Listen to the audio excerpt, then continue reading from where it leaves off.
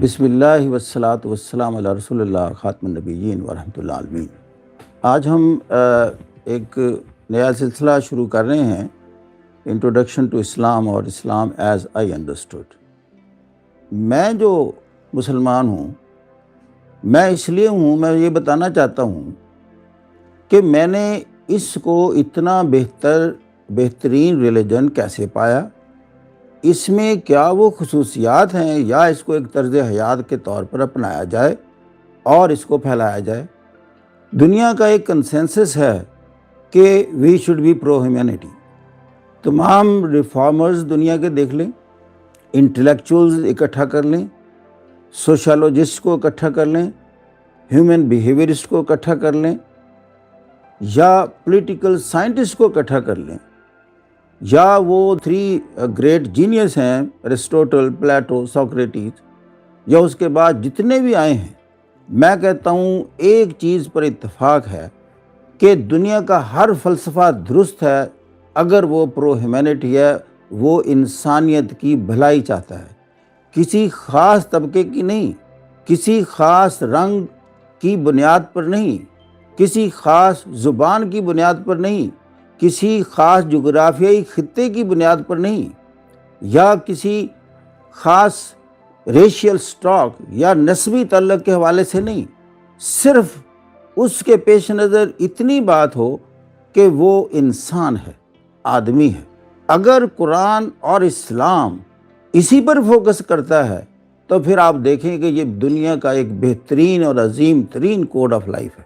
اب میں آپ کے سامنے کچھ چیزیں پیش کرتا ہوں کہ ہمیں دنیا میں کون سی چیز پریشان کرتی ہے، دکھ دیتی ہے، ہمارے مسائل کی وجہ ہے یا جڑ ہے۔ یقین کریں ہر بندے کو ایک ہی ڈر خوف ہے کہ میرے ساتھ انصاف ہو، ناانصافی نہ ہو۔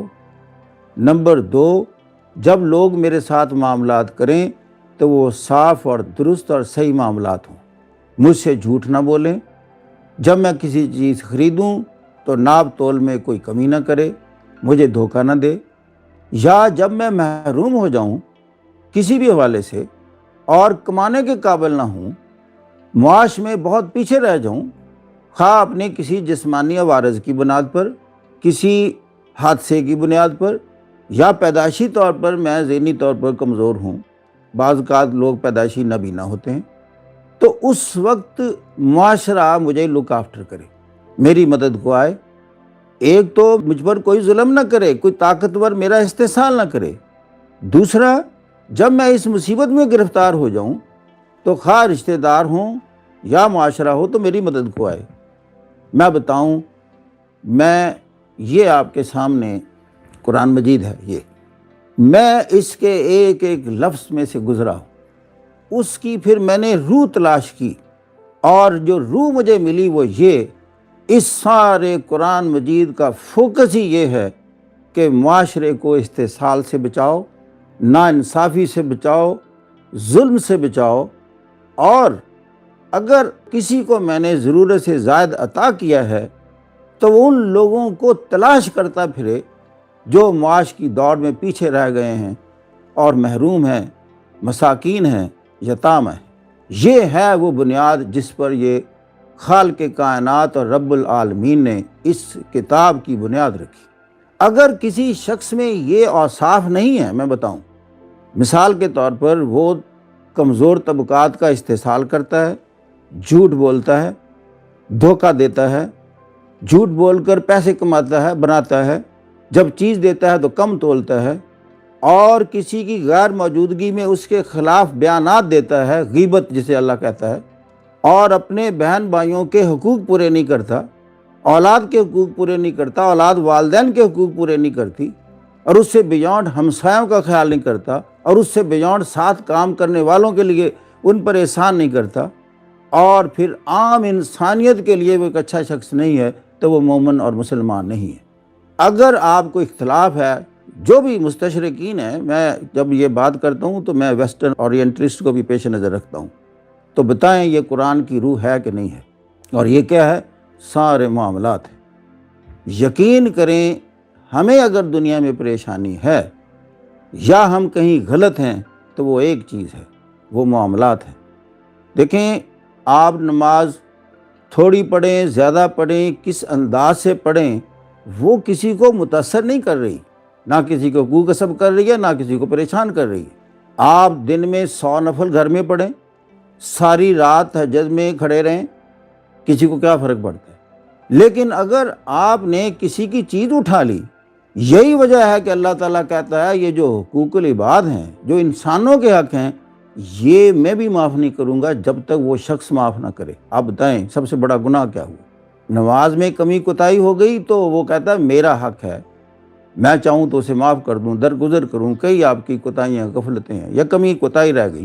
لیکن اگر آپ نے حقوق کسب کیے، بہن کا حق نہیں دیا، وراثت کا حق نہیں دیا، اور مختلف ہیلے بہانے سے بعض اوقات اس کی شادی ڈیلے کر دی یا کی ہی نہیں کہ اس کے ساتھ وراثت جاتی ہے، یہ معاملات ہمارے معاشرے میں، بتائیں اس شخص کی 5 وقت کی نمازیں ہوں اور حق غصب کیے بیٹھا ہو، بتائیں مجھے نمازیں بچا لیں گی؟ کہ اللہ میاں آپ میری نمازوں پر غور کریں، اس کو حق کو چھوڑیں، یا میں نے 7 عمرے کیے ہوئے ہیں، بتائیں میں اس کے خلاف نہیں ہوں، اور اس کے جھوٹ اور فراڈ سے ساری دنیا تنگ ہو، بتائیں وہ کہے میرے 7 عمرے دیکھو، یا عرف عام میں کہا جاتا ہے کہ بندے نے حج کر لیا تو وہ اس کے گناہ دھل گئے اور وہ معصوم ہو گیا اور پاک ہو گیا۔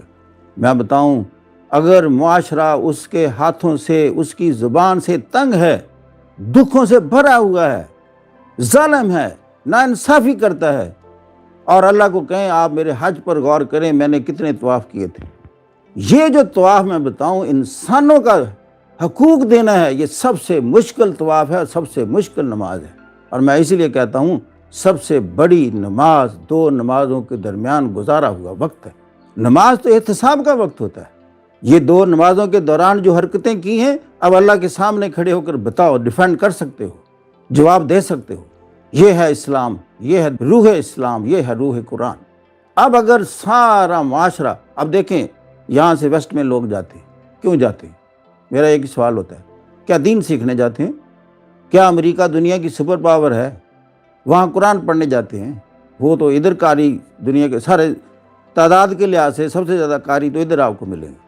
تعریفیں کیوں کرتے ہو کہ جی بڑا ڈسپلن ہے، امریکہ میں جھوٹ بولنا سب سے بڑا گناہ ہے، وہاں جو چیز آپ خریدتے ہیں جتنی گارنٹی دیتے ہیں اس سے زیادہ چلتی ہے۔ کسی مسلمان سے خرید لیں 10 سالہ گارنٹی کے ساتھ، جو اگر 6 ماہ کے بعد بھی وہ چل جائے تو مجھے کہنا۔ ویسے کہ جی بڑے فخر سے کہیں گے مجھے سورہ مزمل پوری کی پوری حفظ ہے۔ اچھا بھائی مجھے کیا فرق پڑتا ہے؟ تم سورہ مزمل کے اور بھی حفظ کی، اس کو ایک سوال کیا کرو، تمہیں معلوم ہے سورہ مزمل میں لکھا کیا ہے؟ کہتا جی وہ تو مجھے علم نہیں، میں تو ثواب کی خاطر پڑھتا ہوں۔ سب لگے ہوئے ہیں وظائف کرنے کہ جی برکتیں نازل ہوتی ہیں، پھر برکتیں نازل کیوں نہیں ہوتی؟ کبھی غور کیا ہے؟ یقین کریں دکھوں سے بھرے ہوئے ہیں سارے، کہ جی میں نے اتنا ورد کیا ہے، اتنے وظائف کیے ہیں۔ بھائی صاحب سب سے بڑا ورد اور وظیفہ ان تمام جو میں نے رشتے بتائے ہیں ان کی خدمت کرنا ہے، اور یہ سب سے مشکل وظیفہ ہے۔ مانے نہ مانے، سارا دن پیسے ہتھیانے کے مختلف طریقے ڈھونڈتے ہیں، عجیب ٹائم پر میں نے نماز پڑھ لی ہے، میں اس کے خلاف نہیں ہوں۔ وہ ایک احتساب کا وقت ہوتا ہے، مقام ہوتا ہے جب آپ اللہ کے سامنے حاضر ہوتے ہیں، نماز کی شکل میں حاضر ہوں یا حج کی شکل میں حاضر ہوں، اس وقت ذرا گریبان میں جھانکیں اور بتائیں اللہ میں آپ کے سامنے حاضر ہوں، میں کیا ہوں؟ ہاں وہ معاف کرنے والا ہے، لیکن وہ کہتا ہے صدق کے دل سے اس وقت توبہ کرو کہ اللہ مجھ سے ہو گئی ہیں کوتاہیاں، غفلتیں، میں معافی چاہتا ہوں، آئندہ نہیں کروں گا۔ وہ الگ مقام ہے، خواہ نماز میں جا کر معافی مانگو یا اس کے بغیر ہی بیٹھ کر رائٹ ناؤ آپ معافی مانگ لیں۔ وہ تو کیا مسجد میں ہوتا ہے؟ صرف ہر جگہ ہے، ہر مقام پر ہے، گلوب پر ہے، مریخ پر ہے، چاند پر ہے، ہر جگہ ہے، وہ آپ کے دل میں ہے، آپ کی شارک کے قریب ہے۔ جب بھی اسے بات کریں وہ کہتا نہیں ادعونی استجب لکم، مجھے پکارو میں پکارنے والے کی پکار سنتا ہوں اور جواب دیتا ہوں۔ پھر وہ کہتا ہے مشکلیں، مجھے پتہ ہے مشکلیں آپ پر آنی ہیں، کہ ہم نے تو انسان کو ضعیف پیدا کیا ہے، دنیا کا طاقتور ترین شخص بھی میں بتاؤں کمزور ہے۔ اگر آپ کو یقین نہیں ہے تو میں کئی آپ کے وزراء اعظم کے نام گنوا دوں گا جو وزیر اعظم تھے اور دوسرے دن وہ جیل میں تھے، سلاخوں کے پیچھے تھے، بتائیں پھر اس کی بات سینوئی وخلق الانسان ضعیفا، یہ اتنا ناتواں ہے، کبھی اس نے سمجھ لیا میں بہت طاقتور ہوں، اپنے منہ سے کہنا شروع کر دیتا ہے اب میں بہت طاقتور ہوں، میں اس ملک کا طاقتور ترین وزیر اعظم ہوں۔ اچھا جی، یہ کچھ سوالات ہیں آپ کے۔ How can we close us over self to Allah Almighty, بہت اچھا سوال ہے جی، یہ بات۔ اب یہ سوال ہے کہ ہم اللہ سے قریب خود کو کیسے کر سکتے ہیں، کیونکہ مقصد حیات تو یہی بنتا ہے، جو اللہ کے قریب ہو جائے اور اللہ اس کا ہو جائے۔ اللہ تو سب کا ہے، لیکن وہ کسی سے محبت کرتا ہے، کسی سے زیادہ کرتا ہے، کسی سے کم کرتا ہے، تو اب اس کی محبت چاہیے سب کو۔ تو میں بتاؤں، ایک ہے نقطہ، ابھی جو میں نے باتیں کی ہیں اس میں ساری انسانیت کی بھلائی کا پہلو ہے۔ یہ قرآن مجید میرے سامنے ہے، اب ذرا سنیے، پہلی آیت ہی ہے، اسی میں سے میں لفظ نکالوں گا اگر آپ نے قریب ہونا ہے۔ الف لام میم ذالک الکتاب لا ریب فیہ ھدی للمتقین متقین الذین یؤمنون بالغیب ویقیمون الصلاۃ ومما رزقناہم ینفقون۔ یہاں میں بات ختم کروں گا آپ کے۔ ومما رزقناہم ینفقون، ایک ایمان والے کی سب سے بڑی خصوصیت یہ ہے کہ جو ہم نے رزق اس کے دیا ہے اس میں وہ اللہ کی راہ میں خرچ کرتے ہیں، کیونکہ دنیا میں جنگ یہ ہے کہ رزق کمانے کے لیے ہم سارے ہتھیار آزماتے ہیں کس طریقے سے مال کو زیادہ سے زیادہ سمیٹا جائے۔ اب اللہ کہتا ہے کہ مجھے جو راضی کرنا ہے تو جو میں نے عطا کیا ہے اس میں سے آپ خرچ کرنا شروع کر دیں۔ یہ ہے سب سے بڑا ٹیسٹ، چونکہ دنیا میں تو لوٹ مار کا مسئلہ ہے۔ آپ کا جیسے میں نے عرض کیا، سب سے بڑا مسئلہ ہے مجھے کوئی لوٹ کے نہ لے جائے، میرے سامان کی چوری نہ کر لے، ڈاکہ نہ ڈالے، دھوکے سے نہ ہتھیا لے۔ اب وہ کہتا ہے یہ ہتھیانا تو دور کی بات، جو میرے بندے ہیں وہ تو پہلے تو رزق حلال جائز طریقے سے کماتے ہیں۔ اب میں اللہ کے قرب کی بات بتانا ہوں، میں نے آپ کو وظیفہ نہیں بتانا، لیکن وہ وظیفہ بتانا ہے جو کسی کو پسند نہیں آنا، اور جو وظیفہ اللہ کے قریب لے کے جائے گا۔ پہلی بات، ایک ایک پائی جو کما رہے ہو اس میں کسی کا حق غصب تو نہیں ہوا، اس میں جھوٹ کی ملاوٹ تو نہیں کی، دھوکہ تو نہیں رکھا، یہ ہے رزق حلال۔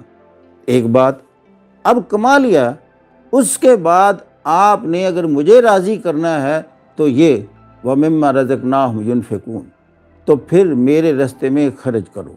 اور خرچ کرنے کا انہوں نے طریقہ بتا دیا، ایک ترتیب بتا دی۔ ایک جگہ آتا ہے وَبِالْوَالِدَيْنِ إِحْسَانًا وَذِي الْقُرْبَىٰ، اب آپ نے احسان کرنا ہے، اس کو احسان کہتے ہیں، یہ پیسہ خرچ کرنا ہے۔ تو شروع کہاں سے کریں؟ جب ساری دنیا کے معاملات نہ ٹھیک ہو جائیں، ساری دنیا کے والدین نہ ٹھیک ہو جائیں، اب پہلا تو سٹارٹ ہی والدین سے کیا، وَبِالْوَالِدَيْنِ إِحْسَانًا۔ اب اس نے ساری دنیا کے والدین، اس نے یہ نہیں کہا مومنوں کے والدین، یہ ذرا غور کرنے کی بات ہے۔ مومن ہونا ضروری نہیں ہے، یا اسلام آپ کے دل میں کتنا ہے کتنا نہیں ہے، آپ کے والدین ہیں اتنا ہی کافی ہے۔ والدین نماز پڑھتے ہیں، آپ کا یہ غرض نہیں ہے، اچھے ہیں برے ہیں، اللہ نے کنڈیشن ہی نہیں لگائی۔ یہ دیکھیں، یہ ہے رب العالمین، ایسے پالتا ہے عالم کو، اتنا کہتا ہے اتنا غنی ہو جاؤ جیسے میں ہوں۔ وَبِالْوَالِدَيْنِ إِحْسَانًا، سب سے پہلے آپ کے پاس پیسے ہیں تو دیکھو وہ تو نہیں محتاج، وہ ضرورت مند تو نہیں۔ وَذِي الْقُرْبَىٰ، اب آپ کے قرب کے کیا تعلق، سب سے پہلے آپ کے بہن بھائی ہیں، ان کا دیکھو، ان کی پوزیشن کیا ہے، محتاجی ہے کسی قسم کی، ضرورت ہے ان کی، مسائل میں مبتلا ہیں، وَذِي الْقُرْبَىٰ۔ اب آپ نے نص قرآن کو فالو کیا، بتائیں اللہ خوش ہوگا کہ نہیں؟ میری بات پر عمل کر رہے ہیں، وہ بھی پورے ہو گئے، اور پیسہ موجود ہے، کیا کیا جائے؟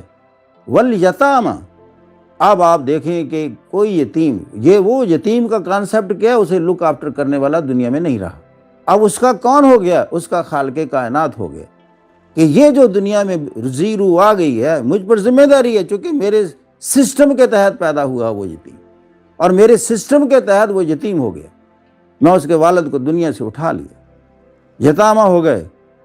اب ایسے ہیں جو کہ پوری کوشش کے باوجود پھر بھی اتنا پیسہ نہیں بنا سکے کہ اپنی ضروریات زندگی پوری کر سکیں، اسے ہم کہتے ہیں وہ معاش کی دوڑ میں پیچھے رہ گئے، انہیں وہ کہتا والمساکین، اب دیکھیں، آپ نے کہا اللہ کے قریب جانا ہے، وَبِالْوَالِدَيْنِ إِحْسَانًا وَذِي الْقُرْبَى وَالْيَتَامَى وَالْمَسَاكِينِ وَقُولُوا لِلنَّاسِ حُسْنًا۔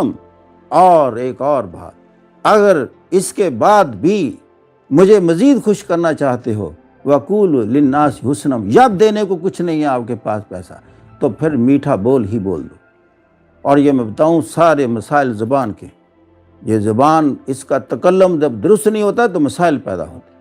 آج ہم اس کو ذرا محدود رکھتے ہیں اس موضوع پر، لیکن میں ایک سیریز کے طور پر اس کو پیش کروں گا، اور اسلام کو جیسے میں نے سمجھا، اور پھر ہم قرآن کی یہ جو آیات ہیں ان کو باری باری سورہ فاتحہ سے شروع کریں گے، اور باری باری تمام صورتوں میں جائیں گے، اور نقطہ میرا ایک ہی ہوگا، وہ سارے معاملات کے گرد گھومے گا۔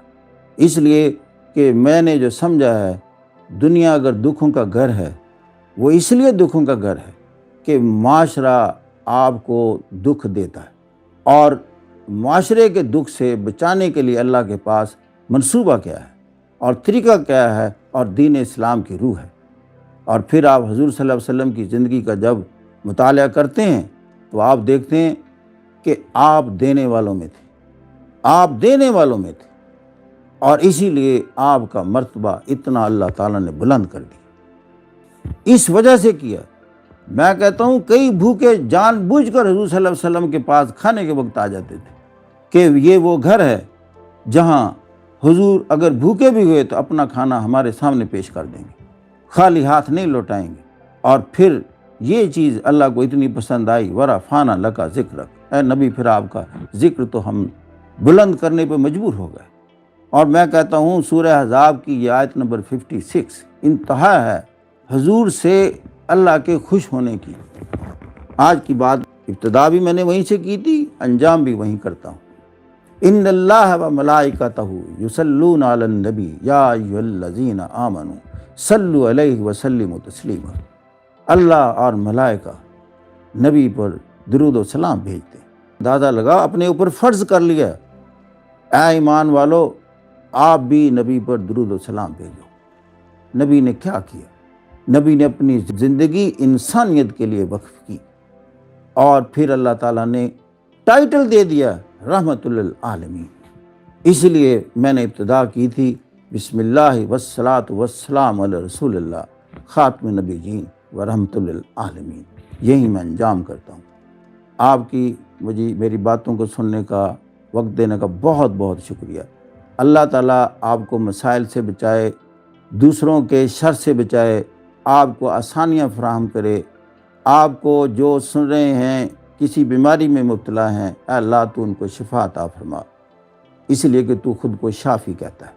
اے اللہ تو رحیم ہے، سب پر رحم فرما، تو کریم ہے، سب پر کرم عطا فرما، اور مظلوم طبقات کو، کمزور طبقات کو، طاقتور طبقات کے استحصال سے بچا، ان کی ناانصافیوں اور ظلم سے بچا، چونکہ تو قادر مطلق ہے، ایبسولوٹ پاور ہے، تو کر سکتا ہے، اور ہم انتہائی کمزور مخلوق ہیں، گناہ گار بھی ہیں، باتیں کرتے ہیں صرف، لیکن تو رحیم ہے، درگزر کرنے والا ہے۔ آپ کی اس رحیمی اور کریمی کو مخاطب ہے۔ تو غنی بھی ہے، ہم محتاج ہیں، مدد فرما۔ خدا حافظ۔